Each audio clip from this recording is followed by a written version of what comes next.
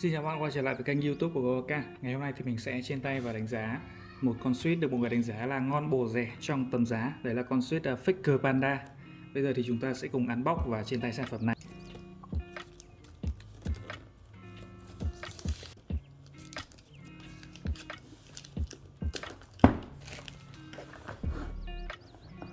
Là sản phẩm của chúng ta. Mình có đặt mua 2 pack. Trong một cái hộp này thì là 35 suite. Hộp khá là đẹp, hộp bằng giấy, nhựa cứng. Ở trên vỏ hộp thì có ghi một vài thông tin gì đấy, mã sản phẩm được sản xuất ở Trung Quốc. Mình sẽ cùng mở hộp sản phẩm ra.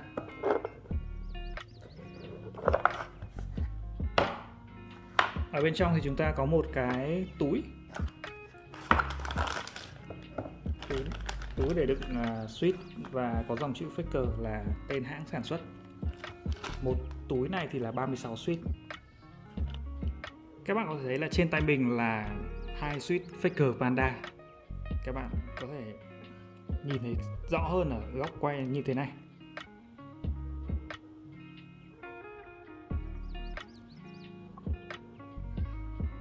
Thực ra đây là một con Faker Panda và một con Holy Panda. Nếu mà nhìn xa thì rất khó để các bạn có thể nhận ra, nhưng mà có một điều dễ dàng nhận ra, đấy là con bên trái là con Faker Panda, màu housing thì nó trắng hơn, còn con bên phải là con Holy Panda, là con gọi là con hàng xịn, thì cái màu housing nó hơi đục hơn một tí, màu nó hơi cháo lòng, mình tạm gọi là màu cháo lòng hơn. Còn con bên trái là cái con Faker Panda mà hôm nay chúng ta review ấy, thì nó màu trắng tinh, trắng hơn, cái phần vỏ housing nó trắng hơn. Về phần là Steam thì cả hai đều có màu hồng cá hồi. Vỏ thì con này là con Holy Panda, vỏ con này màu nó đục hơn, màu hơi kem hơn, còn con này thì màu trắng hơn. Kể cả khi mà đặt ra xa thì chúng ta cũng thấy rõ được sự khác nhau. Đây, con này thì phần vỏ housing nó trắng hơn, còn con này là con Holy Panda xịn này, thì cái phần vỏ housing nó hơi tối màu hơn một chút, nó không trắng tinh, màu nó hơi cháo lòng một tí. Bây giờ khi zoom lại gần thì để nhìn lên trên phần top housing thì các bạn có thể nhìn thấy bên trái nó có chữ Faker là tên của cái hãng sản xuất này. Còn ở bên phải thì các bạn nhìn thấy dòng chữ Invi là suite Holy Panda.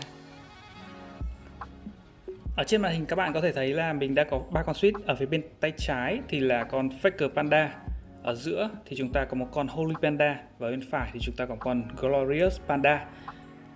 Nhìn ngoại quan thì chúng ta có thể dễ dàng phân biệt được là Faker Panda là có phần housing màu khá là trắng, còn Holy Panda và Glorious Panda thì có phần housing nó hơi đục hơn, nó có màu hơi cháo lòng hơn.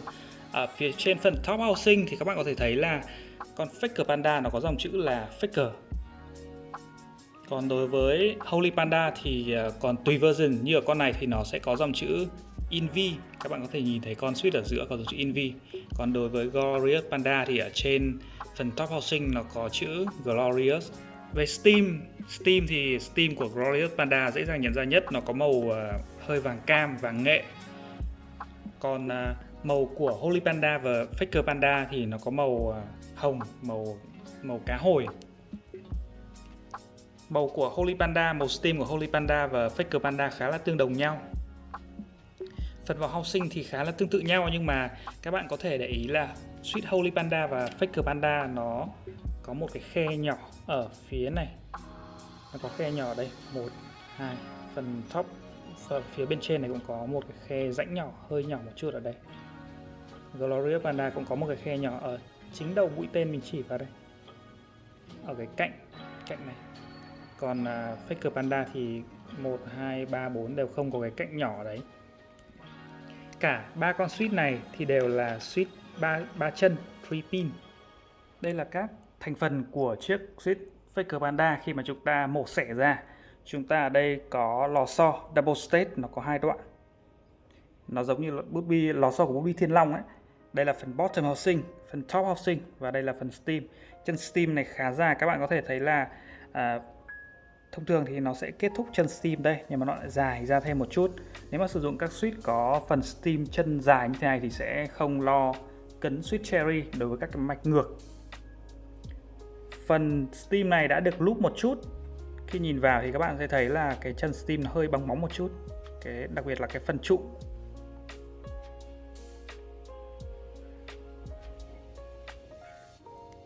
Đây là góc nhìn cận cảnh của chân stem của Sweet Faker Panda. Các bạn có thể thấy là chân stem khá là dài, nó lòi ra hơn một đoạn khá là nhiều. Các bạn nhìn thấy hơi bóng bóng một chút là nhà sản xuất đã có loop, nhưng mà loop theo kiểu công nghiệp, kiểu nó sẽ loop sẽ không đều và sẽ có nhìn thấy cái phần bóng bóng. Và các bạn có thể nhìn thấy là cái chân tắc tai ở đây. Màu thì màu khá là đẹp, màu hồng này khá là đẹp.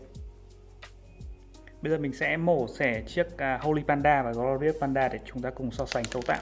Ở đây thì chúng ta sẽ có thể so sánh được về cấu tạo của ba con suite này khác nhau như thế nào.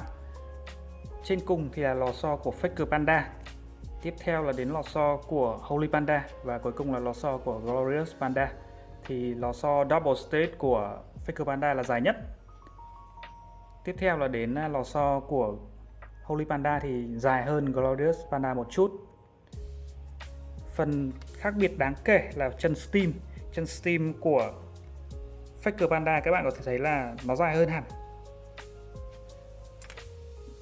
Cái vị trí kết thúc chân stem của Holy Panda thì chỉ đến dưới cái đầu bo tròn một chút thôi.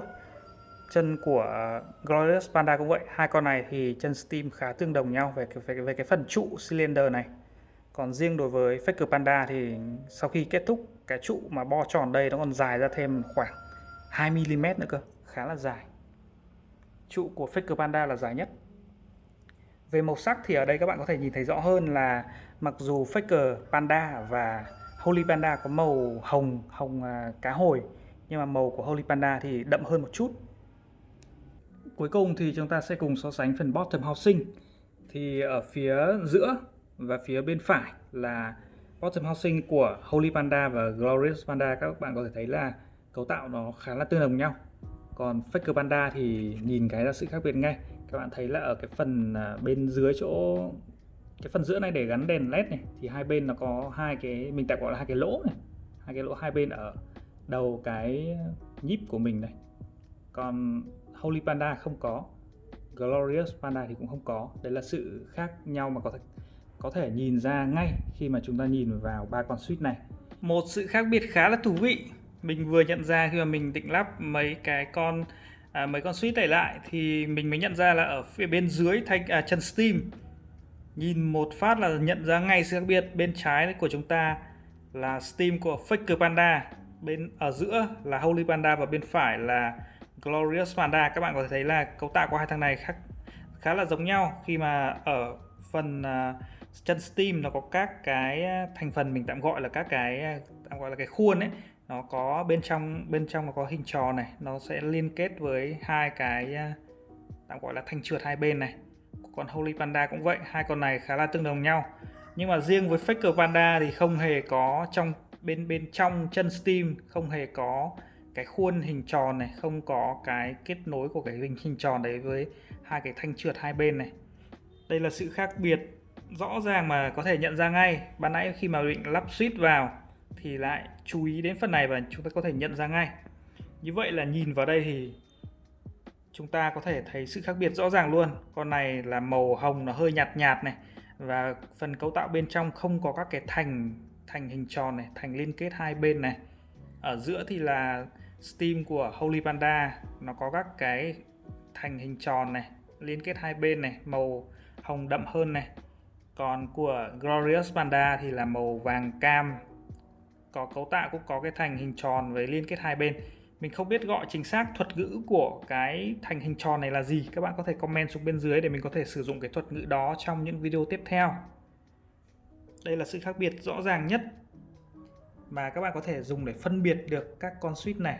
Đây, nhìn gần hơn này, nhìn gần hơn về cái chân stem thì các bạn có thể thấy là Faker Panda dài hẳn ra đây, dài hẳn ra. Còn chân của Holy Panda và Glorious Panda thì khá là bằng nhau. Bây giờ chúng ta sẽ cùng thử sao test ba con suite này. Mình vẫn theo thứ tự là bên trái cùng thì là Faker Panda, ở giữa là Holy Panda và bên phải thì là Glorious Panda. Mình sẽ sử dụng là keycap Cherry Profile. Bây giờ mình sẽ thử test âm ở đây trước khi chúng ta lắp vào bàn phím. Bây giờ mình sẽ thử suite Faker Panda, rồi đến Holy Panda, và cuối cùng là Glorious Panda.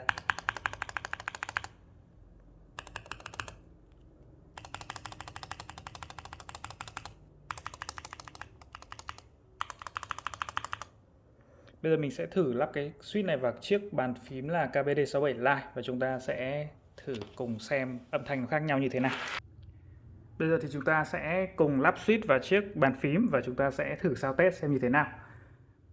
Theo thứ tự thì mình vẫn có ở bên trái thì là Faker Panda, ở giữa là Holy Panda và bên phải là Glorious Panda.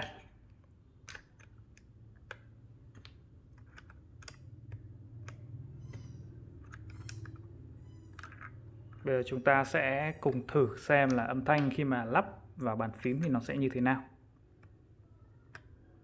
Đầu tiên sẽ là Faker Panda. Tiếp theo là Holy Panda. Cuối cùng là Glorious Panda.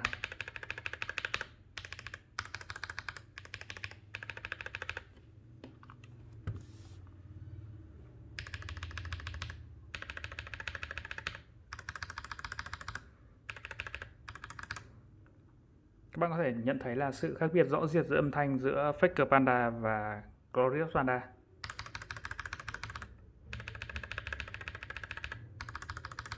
Cái này thì âm nó hơi tạm gọi là hơi vang hơn, hơi chói hơn một chút.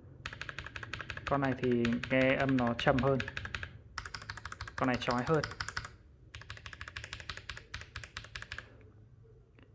Holy Panda thì nghe nó cũng chói nhưng mà nó không gắt. Con này chói nhưng mà nó lại cảm giác hơi gắt một chút.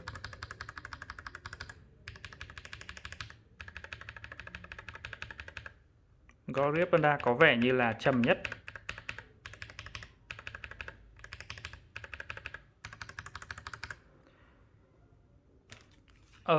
Ngoài cùng bên trái thì mình có một chiếc Faker Panda nhưng mà mình đã thay lò xo Spirit Slow 63,5G. Đây là dạng lò xo là one state giống như lò xo của hai con này, bởi vì là nguyên bản của Faker Panda thì là lò xo double state, nó là kiểu như thế này. Thì bây giờ mình thử thay lò xo one state vào xem nó có sự khác biệt gì không.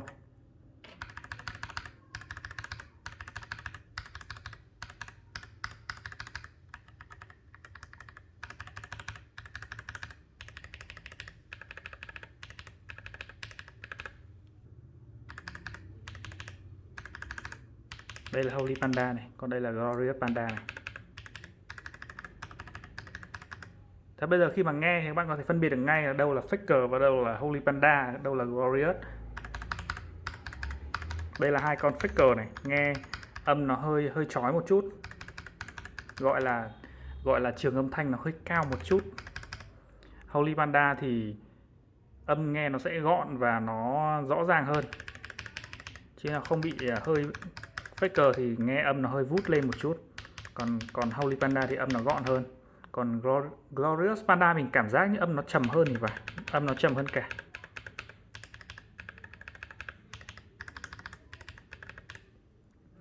Bài so sánh và review Faker Panda mình xin phép được kết thúc tại đây.